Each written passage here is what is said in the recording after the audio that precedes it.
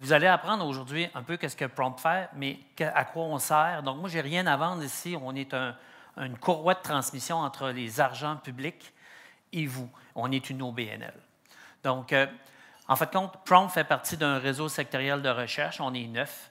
Et dans le fond, c'est à la base, ce qu'on essaye de faire, les 9 RSCRI, c'est de faciliter le transfert des connaissances qui étaient à la base dans les milieux académiques de niveau collégial et universitaire vers les entreprises. Et ça a créé un nombre important d'entreprises maintenant qui fleurissent partout dans le monde, mais qui proviennent du Québec. Donc, on est tout petit, nous, on est une vingtaine d'employés, il y a 6 personnes. Il y a mon collègue Alan qui est dans la salle ici, qui pourra aussi répondre à vos questions plus tard. Donc, dans quel domaine on est? Nous, dans le réseau sectoriel de recherche industrielle, ça fait beaucoup d'acronymes, on est dans le numérique. Ça vous dit quelque chose, le numérique? Vous vous en servez du numérique? Parfait. Donc, on peut être dans n'importe quel type de projet qui touche le numérique. Puis quand on parle de l'offensive de transformation numérique, les aides du programme antérieur SR ou de nivellement grand V, on veut vous emmener à utiliser la technologie et on va voir qu'il y a des enjeux. Dans la salle, qui entre vous ont le mandat de vendre les projets que vous avez identifiés à vos supérieurs ou à la direction? Y en a-t-il dans la salle qui font ça? Parfait, ça va vous intéresser. Dans le fond, moi, j'ai de l'argent pour ces projets-là. OK? On met ça simple. Donc, dans le fond, ce qu'on essaye de faire, Prompt, là, c'est quoi notre valeur ajoutée? Avec le fil du temps, on a 4 500 organisations technologiques, qui soient académiques ou entreprises au Québec. On a plus de 10 000 technologues qui peuvent travailler ensemble, qui peuvent collaborer ensemble à vous rendre plus loin. Ça va? Ce qu'on va faire, nous, c'est qu'une fois que vous avez identifié votre problématique sectorielle, que vous avez une idée des besoins internes, des besoins des compétences externes, une fois que vous avez aussi trouvé, je l'ai ici, vos besoins financiers, la fenêtre de temps, bon, on va regarder quel genre de programme qui est disponible. Savez-vous combien il y a de programmes d'aide financière disponibles pour les entreprises au Canada? Donnez-moi un chiffre, on fait un enquête. Une centaine? 1000? Bon, on va faire ça vite. Il y a 1600 programmes au Canada. Puis le Québec, il y en a 600. On est les plus généreux en aide, en support financier, d'expertise, d'aide financière sous forme de subvention ou de prêt. Et là-dedans, il y en a combien en technologie de l'information? 142. Donc, je comprends que tout le monde peut être un peu perdu parce qu'en plus de notre travail, en plus de nos opérations, de nos enjeux RH, de nos enjeux de cybersécurité, on en a parlé ce matin, bien, il faut essayer de trouver les bons partenaires. Puis Prompt en est un des organismes qui peut vous aider à clarifier ça. Donc, les gens vont venir chez nous, puis là, on va dire, ah, OK, il y a tel programme, on va vous aider dans la qualité de l'information et la quantité d'information pour ne pas être refusé à une aide financière. Après ça, on va vous aider dans l'aide des réclamations puis de la gestion des dépenses et des rapports à reproduire. Puis, dans le fond, une fois qu'on a fait des projets, vous allez en voir aujourd'hui, on va favoriser le rayonnement. Hey, eux autres ont fait ça, pourquoi moi, je ne serais pas capable de le faire? OK? Donc, d'avoir des idées d'innovation. Puis aussi, pourquoi je suis ici au niveau de la maintenance, c'est qu'on a investigué des besoins sectoriels, puis on va vers le MEIE, puis on leur dit, bien, le secteur X de la maintenance aurait des enjeux, puis il y aurait de la technologie à développer, puis nous, on pourrait être le gestionnaire de cette enveloppe-là pour s'assurer de faire des bons projets. Pourquoi? Parce que c'est votre argent, c'est vos taxes, mais aussi c'est que si on donne des sous à un mauvais projet, bien, on met dans le trouble l'entreprise. C'est pas ça qu'on veut. Ça va? Ça va jusqu'à date? Pas trop de questions? C'est clair? Parfait. Ça vous intéresse? Je continue? Oui? OK. Parfait. Il y a deux types dans les RSRI ou chez Prompt, il y a deux types de familles de programmes. J'en ai parlé. À la Fondation, il y a plus de 20 ans, pour ne pas perdre le savoir qu'on investissait dans nos écoles, nos centres collégiaux et universités. Les gens s'en allaient à Silicon Valley parce qu'il y avait de l'argent pour faire des projets, ils ne restaient pas ici. Donc, il y a une vingtaine d'années, M. Landry, M. Parizeau, on dit pourquoi on ne fonde pas cette aide-là pour transférer de la connaissance.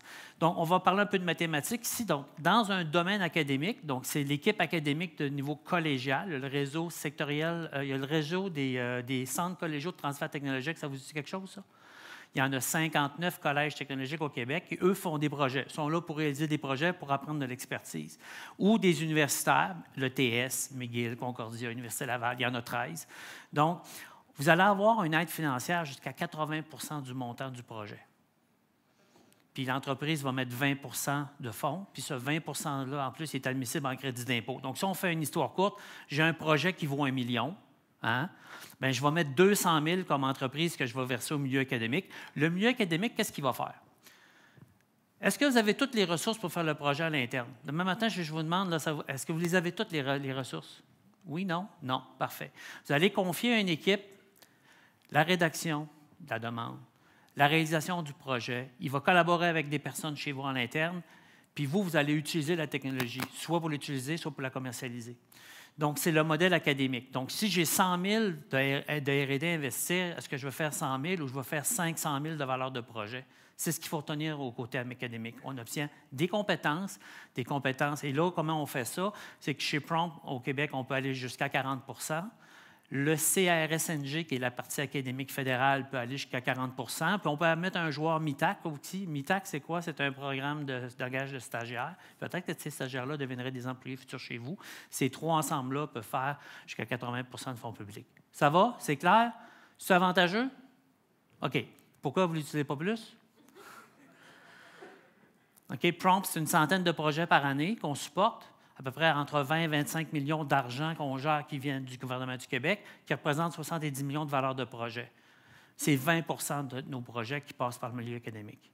Oui, mais c'est long, on ne les connaît pas. Passez par nous. OK?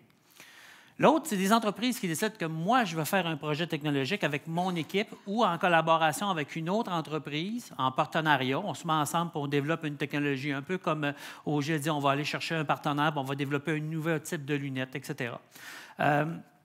Donc là, ça va être 75 % de plafond, jusqu'à 75. Ça va? Ça représente 75 % de nos projets. Ça va jusqu'à date? Je ne vais pas vous aller plus clair. Si vous voulez avoir des questions là-dessus, on pourra vous répondre. Tantôt, je vous parlais qu'on faisait de l'investigation de besoins. Donc, dans l'offensive de transformation numérique, le ministère nous a approchés et il dit il y a sûrement des enjeux. Puis moi, chez Prompt, ça faisait 2 ans que j'étais là. J'avais travaillé sur le projet de technologie de la 5G. Il y en a qui ont commencé à utiliser de la 5G comme facteur accélérant. Aux États-Unis, ils ont commencé plus tôt. Il y avait eu jusqu'à, selon l'Institut d'études manufacturières américaines, les entreprises qui ont entré de la 5G privée là, pour faire des hubs ont augmenté jusqu'à 40 % leur productivité. Okay? Ça a été mesuré avant, pendant puis après. On est un peu en retard, nous autres ici, on attend après les licences d'Industrie Canada. Mais cela étant dit, on s'occupait aussi de je m'occupais aussi de cybersécurité. Et maintenant, au niveau manufacturier, il y a des enjeux. Fait que je suis allé voir, j'ai rencontré Geneviève d'Investissement Québec, CRIC à l'époque, ça s'appelait comme ça, des parties prenantes, des intégrateurs, des entreprises manufacturières, puis on dit on a un enjeu.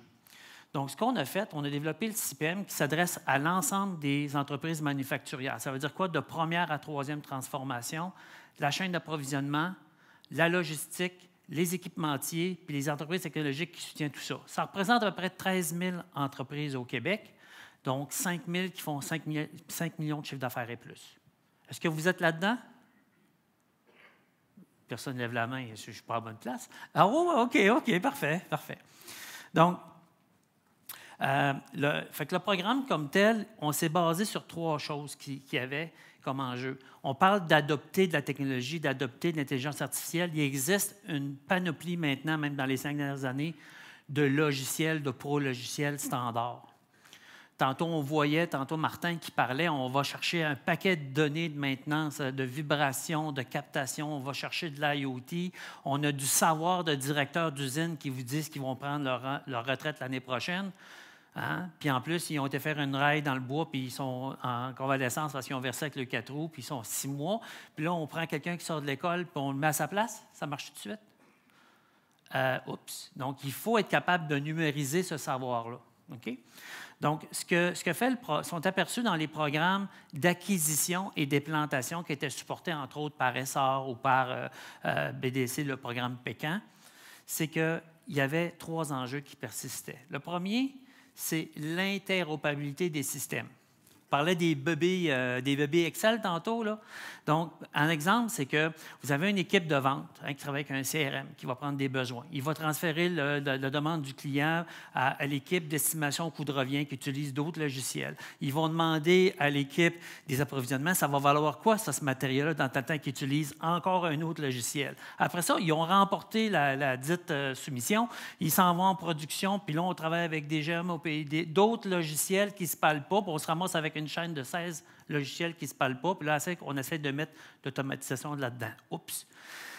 Et là, l'affaire, c'est qu'une usine A, une usine B, une usine C, que je regarde Cascade, qui ont acquis pendant... il y a des héritages technologiques qui sont faits ensuite, qui n'ont pas été pensés. On parle à des AS 400, puis des vieux systèmes, mais si je les jette, bien, c'est le savoir. Donc, des problèmes d'interopérabilité, il y en a plein.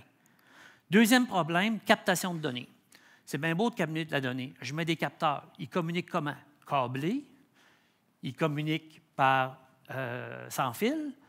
Ça s'en va où, ces données-là? Quel genre d'interface pour être capable après ça? Donc, on parle d'ensemble de technologies qui vont être capables de faire de la captation de données, puis après ça, d'automatiser certaines opérations. Demain matin, vous avez une entreprise de 50, on le sait, hein, au Canada, c'est 50, 60 employés, c'est 80-90 du tissu. Allez-vous installer des systèmes Oracle et SAP? Je ne pense pas, hein? Ou des Watson de ce monde. Pas parce que les technologies ne sont pas intéressantes, c'est qu'elles sont trop grosses, on n'a pas les équipes pour gérer ça, puis il n'y a pas de retour. Est-ce que je pourrais ajouter des couches technologiques de ces gros ensembles-là qui sont sur moi? Fait que quand je parle de sur-mesure, ce n'est pas de faire une technologie de A à Z, c'est d'aller faire les ponts, d'aller compléter ce que vous avez déjà, mais qui est personnalisé à vos enjeux. Je suis certain que dans chacune des usines de Cascade, il y a des interconnexions pour prendre cet exemple-là. Je vais vous en donner des exemples. On a financé une trentaine de projets, vous allez en avoir 10 tantôt. Ça vous intéresse? Ça va vous donner des idées concrètes. Ce qu'on s'est aperçu, c'est que ça, c'est des gens qui ont intervenu avec nous durant des présentations qu'on a faites. C'est 85 des projets d'implantation nécessitent comme tel, et c'est comme ça qu'on a vendu l'idée au MEIA. Et dans le programme actuel, sur les 30 projets qu'on a financés, 23 avaient utilisé les aides d'essor, les aides d'accompagnement pour monter le plan stratégique, pour voir l'ensemble des opportunités d'innovation et d'amélioration. Certaines avaient des enjeux d'acquisition de technologies robotiques, donc d'équipements ou de logiciels, mais ils restaient encore là pour aller chercher les gains de productivité du sur-mesure à faire. Ça va? Puis, on parle de grand V, là, bien, je vais en parler un peu ici, je fais la passe à nos collègues. Comment que notre programme CIPEM s'inclut, tu sais, je commence par quoi? Bien, dans le grand V, vous avez des aides de financement et des aides d'accompagnement pour identifier la bonne chose à faire au bon moment. Puis nous, on va être dans deux actions. Un cahier de charges technologique et une analyse d'affaires. Donc, une fois que j'ai déterminé que j'avais un enjeu, comment j'ai déterminé que je l'avais priorisé, que c'était le bon? Je vais vous donner un exemple. J'ai acheté un robot qui roule à 100 km/h, mais en avant, j'étais à 20 km/h, puis après, j'étais à 40. Bien, par quoi je commence? Peut-être que j'aurais dû réduire mon robot et rouler à 60 partout. Mais c'est quoi? Puis par rapport à cette ligne-là, par rapport à l'ensemble. Donc, le cahier de charge, c'est une analyse d'affaires. On a monté une équipe de 60 experts indépendants qui n'ont pas aucun lien avec une solution qui va être développée. Gardez une neutralité, qui va valider avec vous différentes questions. Est-ce que c'est une bonne idée de partir de zéro, de partir de ce que j'ai, puis interconnecter avec quelque chose que je voudrais acquérir? C'est quoi les risques? C'est quoi les enjeux technologiques? C'est qui les personnes à l'interne qu'il faut qu'ils soient les porteurs du projet ou qui doivent valider la technologie? Parce que si vous prenez quelque chose, puis on l'a vu dans l'exemple d'Auger, si vous prenez une lunette puis vous l'achetez, Cascade le fait, elle va rester là, elle va être tablettée s'il n'y a pas partie prenante à l'intérieur qui va valider au développement de la technologie au fur et à mesure pour qu'elle vous donne des résultats.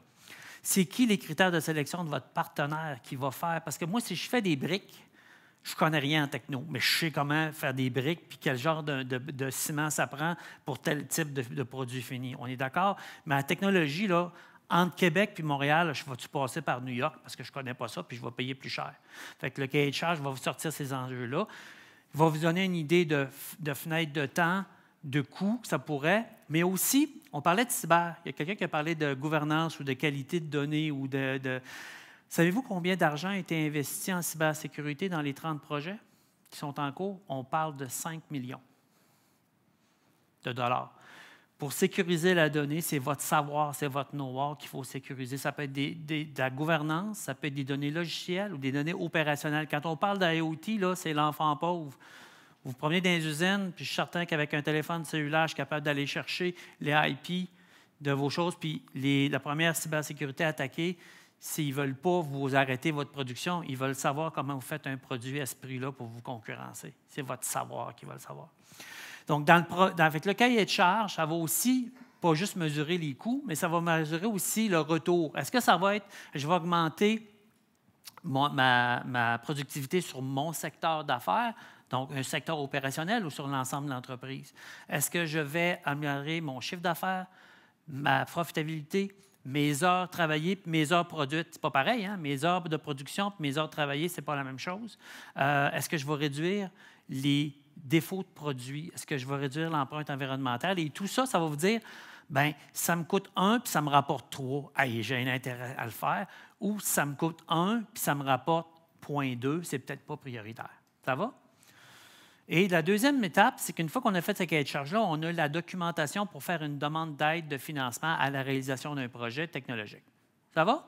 Je n'ai pas trop perdu, mais vous voyez que le cahier de charge est vraiment important parce qu'il complète votre plan stratégique, il complète votre plan numérique, puis il va aller travailler sur un enjeu qui est déterminant, qui va faire le levier de tout ce que vous avez fait avant. Donc, on dit que le diable est dans le détail. Donc, les 30 projets qui sont en cours, on a mis 8,5 millions d'argent qui vient du MEIE. Ça rapporte, à date estimée, 11 fois l'investissement en gain de profit pour ces entreprises-là. Augmentation de 43 du chiffre d'affaires. Je ne m'attendais pas à des chiffres aussi gros que ça. Moi, je pensais le quart de ça. Puis ça a été mesuré par les experts en amont, par les clients qui font la démarche à l'interne, puis par des évaluateurs qui sont nous qui vont faire la recommandation. Donc, on a une recommandation tripartite. Fait que ces chiffres-là font du sens. 19 de croissance. Qu'est-ce que vous feriez avec 19 d'augmentation de la productivité de votre entreprise? Avec le même monde? Je pense que ce n'est pas intéressant, personne ne réagit. 54 ont fait des analyses de cahier de charge. Parce qu'il y en a actuellement qui le font, parce que dans la prochaine phase de financement, ça va être un préalable. Puis il y en a que, même s'il n'y avait pas de financement, ils ont fait un go pareil. Parce que j'ai eu 100 demandes d'application, j'avais de l'argent pour faire 30 projets. Mais quand ils ont vu qu'il y avait 2 puis 3 fois le retour, ils ont dit, regarde, Ghislain, nous autres, on a la confirmation que c'est un projet à faire, on va le faire. Fait que ce que je vous dis, c'est attendez pas après des subventions pour faire quelque chose. Le cahier de charge et les démarches et les aides qui existent sont là pour vous donner un premier coup, puis d'apprendre. Puis il n'y a pas de grosseur de projet. On travaille, nous, dans des projets de 100 000 et plus, mais il n'y a pas de petits ou de mauvais projets. De gros projets, il peut y avoir de mauvais projets parce qu'ils sont mal exécutés et ils sont faits de façon en dehors de l'équipe de travail. Il faut vraiment travailler ensemble. Les secteurs qu'on a touchés, 15 régions, 56 entreprises, 63 secteurs économiques divisés en 18 secteurs regroupés. Des exemples. Structure nordique, problème d'interopérabilité des systèmes à l'ensemble des opérations. Donc, ce qu'on a fait, eux autres, c'est vraiment d'interrelier différents logiciels. Fait qu'ils sont venus chercher un projet de 1,3, 500 000. Ils ont estimé global de 2 ils sont dans le nord du Québec. Ils font partie, Prométech, vous connaissez aussi. Prométech, eux autres, ils ont une multitude de logiciels, puis en ayant un tronc commun, au lieu de faire de la maintenance, d'obsolescence de système, puis de savoir qu'il y a une pièce qui est défectueuse 2 ans après avoir été fabriquée, bien, c'est remonté à l'équipe de design qui, elles, vont faire des pièces de meilleure façon lorsqu'ils vont faire des projets. Ici, American Biltril, c'est un autre exemple, 15 Eux autres, c'est de l'amélioration du système à l'ensemble des opérations en utilisant l'automatisation de certaines fonctionnalités. On va te parler ici de Cabico, qui est une autre entreprise dans le secteur d'ameublement. Ils font des meubles sur mesure, puis eux, leur défi, là, c'est de monter tous les meubles qui sont en démonstrateur. Des fois, les clients vendaient des mots, ils ne savaient pas, ils perdaient des ventes, etc., mais ça a aussi un impact sur toute la chaîne de fabrication. Donc, et là, on parle des entreprises qui ont différentes grosseurs. Là. Il y a beaucoup de PME là-dedans. Ici, ils font des valves, donc sont dans le système. Eux autres, c'est vraiment l'interopérabilité des systèmes d'estimation et coûts de revient accélérés, parce que souvent, ils vont coter sur des RFP, sur des cotations quand c'est le temps, puis qu'on a des équipes qui travaillent là-dessus, puis le savoir se perd. Ils sont capables d'aller chercher de la donnée antérieure, donc on parle d'une augmentation. Alouette, on va en parler peut-être un peu plus. On a un petit invité, je vais inviter tantôt Martin. Il travaille sur ce projet-là. Donc, eux autres, c'est de la captation de données. On parlait de grands groupes. Là, bien, ici, c'est un projet intéressant. On parle d'estimation. Ça, c'est vraiment un projet de maintenance, puis on parle de 30 d'augmentation de la productivité. Autolog est une entreprise qui fabrique des systèmes d'automatisation reliés à la transformation du bois. Donc, eux, ils ont déjà des logiciels, mais quand ils arrivent chez leurs clients puis qu'ils veulent connecter ça avec les systèmes en place, ils ont des enjeux. Donc, ils ont développé un système facilitant l'interopérabilité avec les différents types de logiciels sur le marché. FabSpec, qui est une autre entreprise, encore un projet d'interopérabilité. Interopérabilité, là, ça va 50 des projets. Qui aide du AI ou pas. Parce que l'AI, ça fait partie de l'ensemble technologique. Montérégie, travaux mécaniques spécialisés. Donc, eux autres, c'est vraiment là, quand ils arrivent à faire sur toute la gestion de projet, de la prise de l'information, de la fabrication, de l'installation de A à Z. Dufour, c'est un vitrier. Donc, eux autres, il y a de la prise de la vitre, de la mesure de remplacement bâtiment et tout le suivi de l'estimation jusqu'à la livraison. C'est à la limite des ERP. C'est tout ce que certains logiciels ne font pas. La Place, c'est une entreprise qui fait des contenants plastiques spécialisés, surtout dans le domaine médical, le domaine agroalimentaire. Bien là, ici, ils ont été capables d'avoir une meilleure captation de données entre leurs besoins clients puis la traçabilité de toute la production pour revenir aux clients. Vous allez avoir vos contenants dans X temps. Donc, ils éliminent l'intervention humaine puis accélèrent le flot de production. Thibault, eux autres, ils font des moules de production pour des pièces de plastique à volume, puis comment contrôler les défauts, comment contrôler le flux, parce que savez-vous que s'il y a un défaut dans un moule, bien, ça a un impact que quand tu reçois les pièces, puis là, tu arrives avec 10 000 pièces, 100 000 pièces défectueuses, c'est un peu plate. Donc, ils vont avoir augmenté le contrôle de la captation des données par l'ensemble des opérations pour avoir un produit qu'ils n'ont pas à reprendre, à recorriger ou à payer des frais au client parce qu'il l'a utilisé, puis le moule n'est pas conforme. Puis l'humain, on n'est pas bon. Au bout de 15-20 minutes, on n'est pas bon à faire du contrôle qualité, tandis qu'on a toujours le même référent avec des systèmes d'intelligence artificielle de captation. RMC, donc RMC, ceux qui font des hoods de camions là, pour Volvo et d'autres compagnies, c'est un projet de contrôle qualité en utilisant l'AI avec des unités de captation visuelle et de puces RFID. Je vais inviter mon invité, Martin, d'OCDA. Je n'ai pas été trop vite. Si vous voulez avoir des informations, là, j'en ai 30 projets, je vous en ai montré une dizaine. Bonjour, Martin. Bonjour tout le monde. Ça va bien? En pleine forme. Martin, parle-moi un petit peu de toi, d'OCDA. Qu'est-ce que ça fait? Certainement. Bien, bonjour, je suis Martin Coulombe, le fondateur d'OCDA.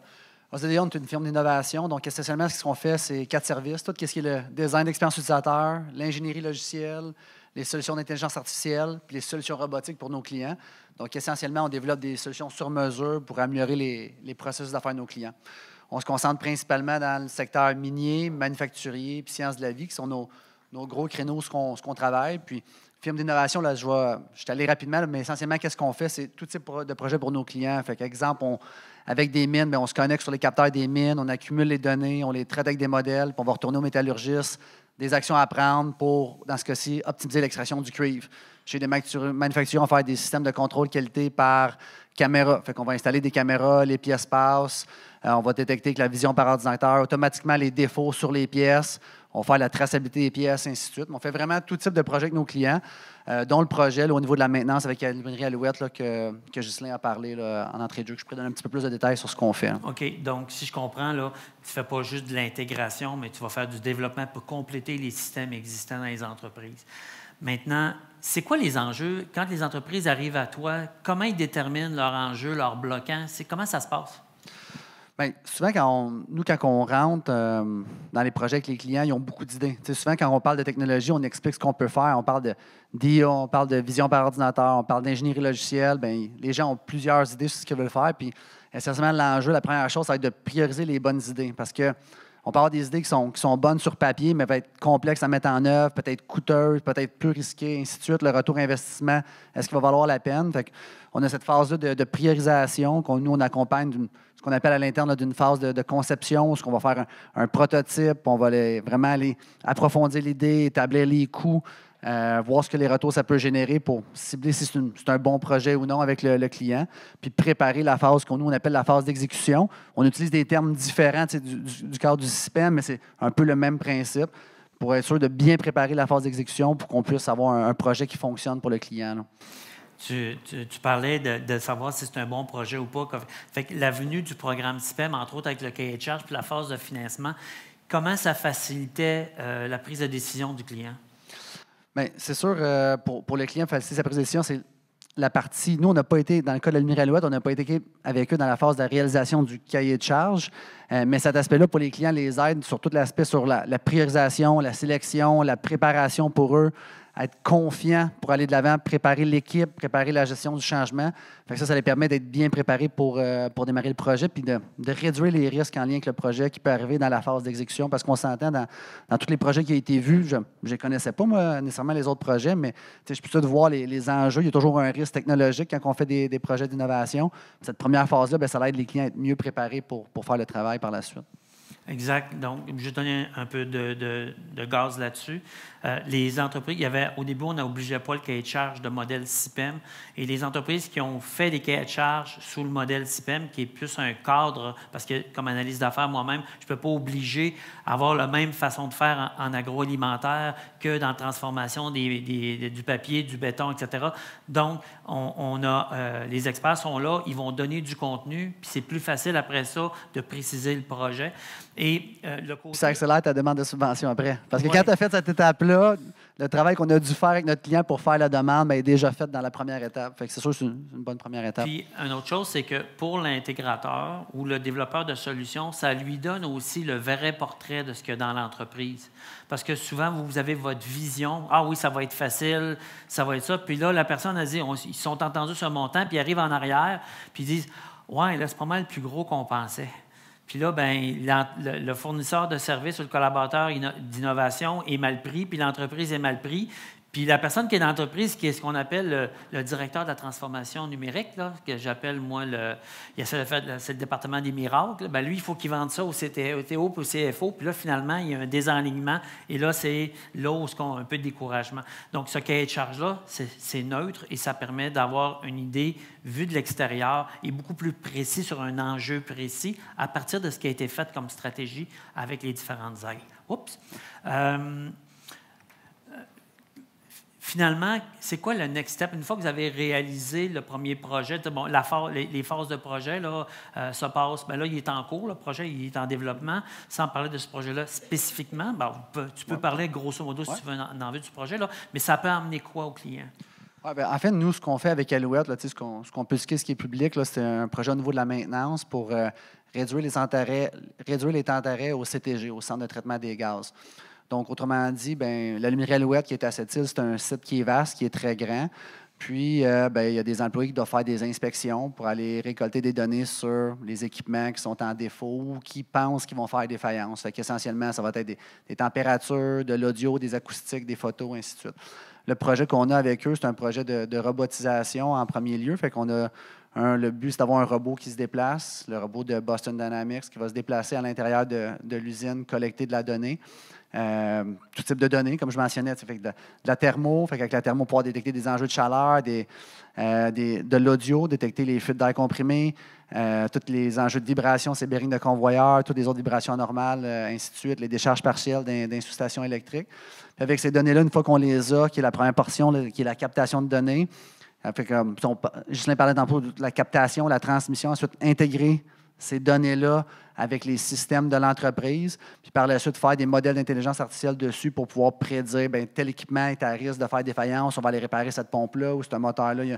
On prévoit qu'il va y avoir un enjeu pour réduire les temps d'arrêt, de l'aluminerie, en fait. Puisque ça l'amène aux clients, mais pour lui, il voit une grosse opportunité de pouvoir réduire ses temps d'arrêt. S'il y a une défaillance dans son centre de traitement des gaz, ça va faire va falloir qu'il réduise sa production pour ne pas émettre d'émissions. Puis c'est un beau premier projet pour ouvrir d'autres portes parce que ça les amène dans cette démarche-là de valorisation de données, dans cette démarche-là d'innovation pour pouvoir faire d'autres projets basés sur l'intelligence artificielle par la suite.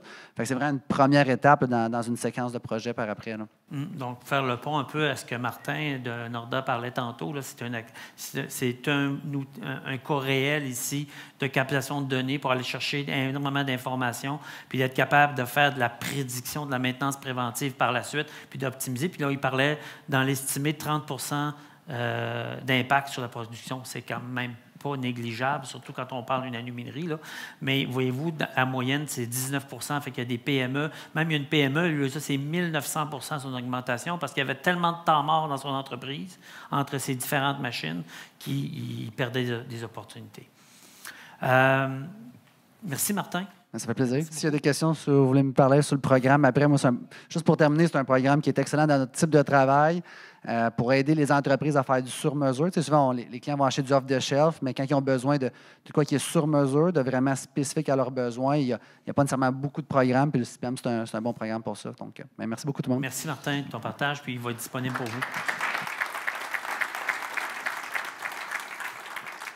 Hop.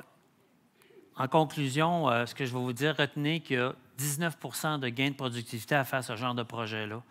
19 il y a des argents qui sont... Bon, 19 11 fois la contribution, 43 fois, c'est des beaux chiffres.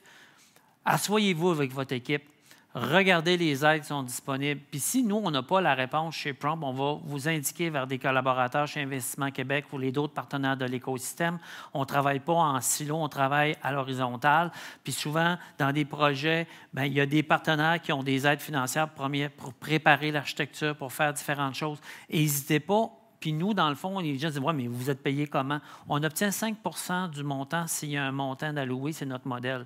Donc, puis il est plafonné. Donc, un projet d'1 million, on a 50 000. Un projet de 2 millions, on a 50 000. On n'est pas là, on est vraiment un service. On est là au service public.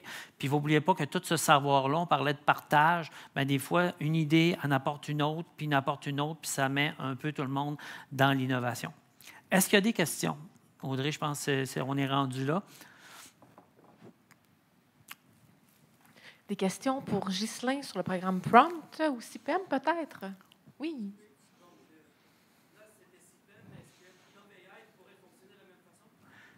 Sur tu parles de Innovair ou partenariat? OK. Je vais expliquer. Là, je ne vais pas trop rentrer dans la technique parce qu'il y a beaucoup de programmes et chaque programme a leurs critères. Le programme partenariat, c'est un type d'appel concours. Le programme CIPEM, c'est premier arrivé, premier servi, premier approuvé, il est en continu. Partenariat, comme les programmes de Scale AI ou de NGen, ce sont des appels à projets sur des concours. Ils ont tant de montants, puis selon le pointage, bien, mettons, il y a 20 entreprises, ils ont de l'argent pour 5, ça va être ceux qui ont les 5 meilleurs pointages. Le partenariat, il est à 2 dates années, OK? Et il y a un montant X, et là, souvent, on va demander de passer par les programmes IVADO ou le programme CRIM pour donner de la validation. Donc, nous, on va vous aider à faire ces étapes-là. On a un comité de validation. Ce que je vous dirais, c'est que sur les 20 projets qui ont été financés l'automne 2023, il y en a 12 qui venaient de chez Prompt. C'est ça la valeur de Prompt, c'est qu'on va challenger votre projet pour qu'il soit en qualité. Est-ce que j'ai répondu à votre question? Oui, en fait, ma seconde question. Donc, le cas en particulier, il avait profité de CRS-NG en même temps que... Bon, OK. Le CIPEM, c'est difficile à attacher avec des programmes fédéraux. On l'a essayé avec NGen parce qu'on n'a pas les mêmes critères. Dans le CIPEM, c'est le seul programme qui paye du temps interne, du temps de sous-traitance au coût marché. C'est un demandeur sous-traitant. Les programmes NGen, Scale AI, partenariat, c'est en coût interne parce que l'objectif, c'est de faire une technologie qu'on va commercialiser sur le marché. Tandis que le CIPEM, c'est une technologie que j'utilise à l'interne, puis il n'y a pas de commercialisation parce que, si je prenais l'exemple de Cascade, chaque usine n'a pas les mêmes assemblages, fait que je ne serais pas capable d'utiliser ça dans une autre usine parce que c'est pour enlever les bébés Excel, pour prendre ton expression. Donc, c'est tellement pointu, mais ça a un effet tellement... Il y a une entreprise, là, il avait investi 3,8 millions en pro-logiciel en utilisant l'intelligence artificielle, puis il n'y avait pas de retour. Puis avec un projet d'1,2, ils sont allés chercher 39 de gain de productivité parce qu'il manquait ce bout-là d'interopérabilité puis de captation des données pour faire le levier sur tout ce qui avait été mis.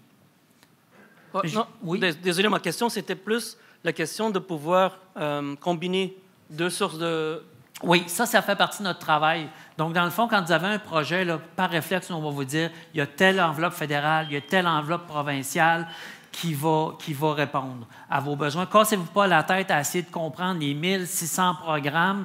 Posez-nous la question, puis on va vous orienter vers le bon partenaire. Est-ce que j'ai bien répondu? Avez-vous d'autres questions? Parce que c'est complexe, ça. Même les CFO, puis dans des petites entreprises de 50 employés, des CFO, t'en connais-tu beaucoup? Souvent, c'est le propriétaire d'entreprise. Soit le propriétaire, soit le comptable. Oui, puis là, ils en font tellement. Fait que, savez-vous des services d'investissement Québec ou de Prompt? Ça ne coûte rien, on est là pour vous. D'autres questions?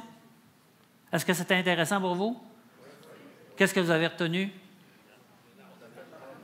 Il y a de l'argent, il y a de l'expertise. Retenez qu'il y a de l'expertise disponible pour vous, OK? Pas juste de l'argent, parce que l'argent ne fait pas tout. Sur ça, merci beaucoup. Merci beaucoup, Ghislain, pour cette excellente conférence.